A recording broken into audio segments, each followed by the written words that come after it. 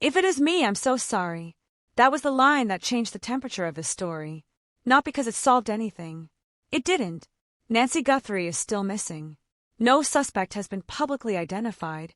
No motive has been confirmed. But in one sentence, Savannah Guthrie turned a national mystery back into what it really is for her family, a private nightmare happening in public, with cameras rolling and strangers filling in blanks they do not actually know, and that's the newest development here. Over the last couple of days, Savannah sat down with Hoda Kotb for her first interview since Nancy disappeared, describing panic, guilt, and the mental loop she can't escape. She said she wakes up in the middle of the night, imagining her mother's terror. She called the footage of the masked man outside Nancy's home absolutely terrifying. She said the speculation around her family has been unbearable. And at the same time, the sheriff leading this case, Chris Nanos, is now facing calls to resign after a no-confidence vote and a move by county supervisors to compel sworn reports over questions about his past record and whether his earlier testimony was truthful. That combination is why this story feels suddenly bigger again. It's not just the disappearance. It's the disappearance, plus a crisis of confidence around the investigation itself. Here's the factual recap as clearly as possible. Nancy Guthrie, 84, was reported missing on February 1st after family members found signs that something was very wrong at her Arizona home. Investigators have said they believe she was taken against her will. The FBI later released recovered doorbell camera footage showing an armed, masked man outside the house the night she vanished. Savannah said in this new interview that the sight of that video was horrifying because she could not stop imagining that this may have been the person her mother saw standing over her bed. That is the emotional center of the new interview, and it lands hard because it is grounded in confirmed investigative facts, not internet storytelling.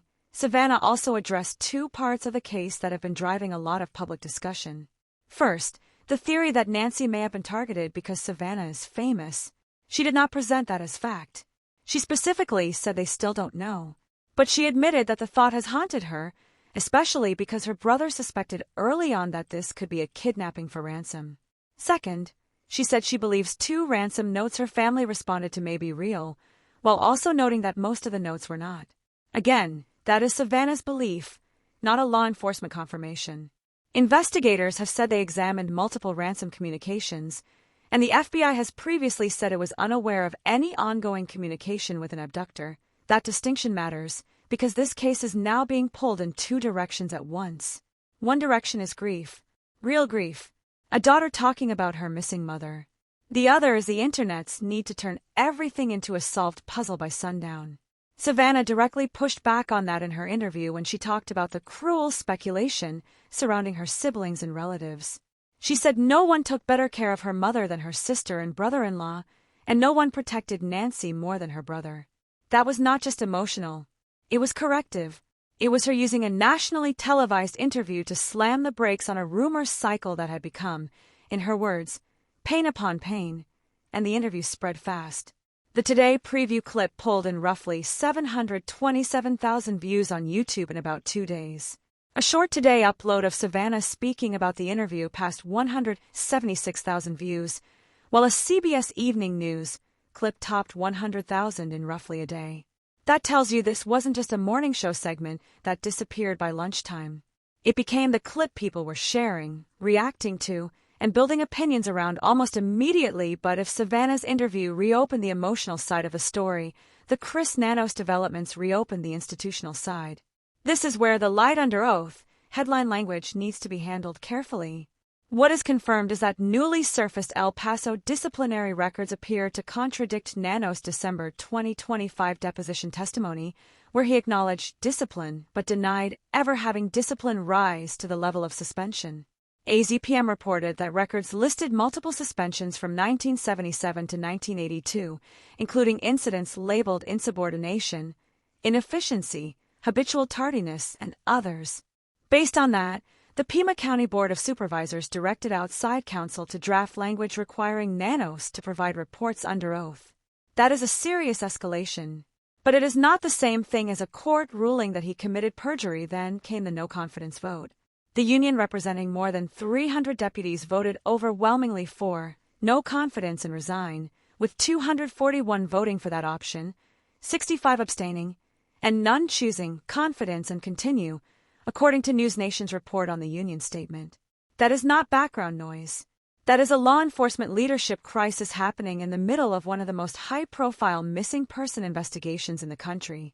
And that, to me, is why the situation escalated so dramatically in the last 72 hours. It's not just that Savannah cried on television. It's not just that Nanos is under scrutiny. It's that both developments collided at the exact same moment. On one side, the family is begging the public to stay focused on Nancy. On the other, the sheriff's own credibility is becoming a story. When those two storylines merge, the case stops feeling like a single mystery and starts feeling like a trust collapse. Trust in the investigation, trust in the messenger, trust in what the public is even supposed to focus on. There's also a newer investigative wrinkle that adds to the uncertainty. Nanos recently said investigators believe something occurred on January 11th, a date they're now zeroing in on based on FBI analysis of recovered digital evidence, while also stressing that the lead remains speculative. That is important because it shows the case is still moving, but not in a neat, public-facing way. It also explains why this mystery feels deeper now, not shallower.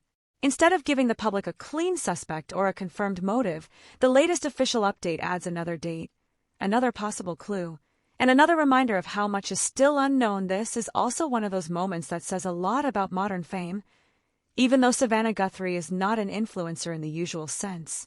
The internet treats high-visibility people with the same logic now. If you're known, your pain becomes content, your family becomes searchable, your grief becomes debatable, and a criminal case starts operating inside the same ecosystem as celebrity clips, reaction videos, comment threads, and armchair detective culture. Savannah's interview did not create that problem. It exposed it. She used a trusted TV setting to talk about her mother, and within hours, the clips were everywhere, alongside debates about sincerity, guilt, motive, and media strategy. That is not really about Savannah. It is about a culture that no longer knows how to leave a public figure's tragedy alone. For Savannah's reputation, oddly enough, the latest round of coverage probably helps more than it hurts. Her interview was raw, specific, and restrained. She didn't pretend to know what she doesn't know. She separated fear from fact. She condemned speculation without turning the whole thing into a media performance lecture. In a story this emotionally loaded, that kind of discipline matters. It makes her look credible at a moment when a lot of other people around the case look increasingly exposed. For Chris Nanos, the picture is much rougher. Even if you separate every allegation from every conclusion, the optics are terrible. Deputies have rejected his leadership.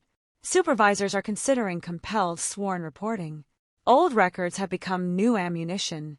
And because this is happening during the Nancy Guthrie investigation, every question about his past immediately feeds every question about his present. That doesn't automatically mean the case itself is compromised. But it does mean the sheriff no longer gets the benefit of unquestioned authority while speaking about it. News Nation AZ PM.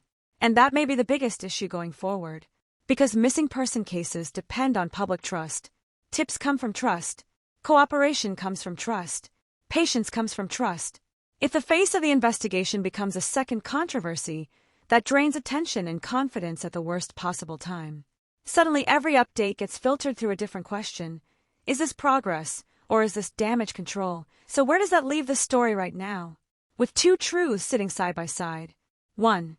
Savannah Guthrie's interview brought the human reality of Nancy's disappearance back into focus and reminded people that this is not a game, not fan fiction, not a rumor challenge.